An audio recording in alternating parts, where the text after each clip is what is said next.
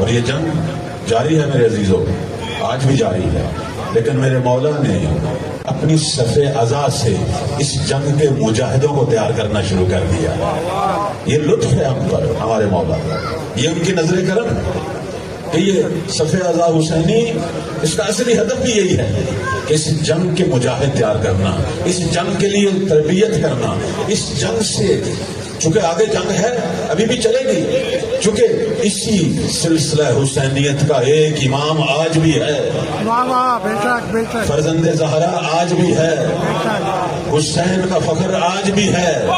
اللہ کی حجت کائنات میں آج بھی ہے، بلکہ میں کہوں گا حسین زندہ ہے، حسین ہمیشہ زندہ ہے، چاہے سجاد کی شکل میں ہو، چاہے باقر و صادق کی شکل میں ہو، چاہے موسیٰ و رضا کی شکل میں ہو، چاہے امام نقی و تقی کی شکل میں ہو، چاہے عسکری کی شکل میں ہو، آج بھی حسین قائم کی شکل میں زندہ ہے۔ اور ایک کربلا بھی بپا ہونے والی ہے، وہ کربلا جس نے پوری دنیا کی تقدیر کا فیصلہ کرنا ہے،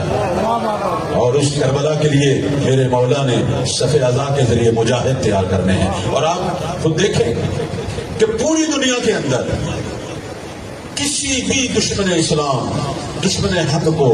کسی مذہب سے نفرت نہیں، کسی فرقے سے نفرت نہیں، سب کو آج بھی حسین اور حسینی ہی اپنے دشمن نظر آ رہے ہیں۔ کیوں؟ چونکہ پورا حق سمٹ کر حسینیت میں آ چکا ہے،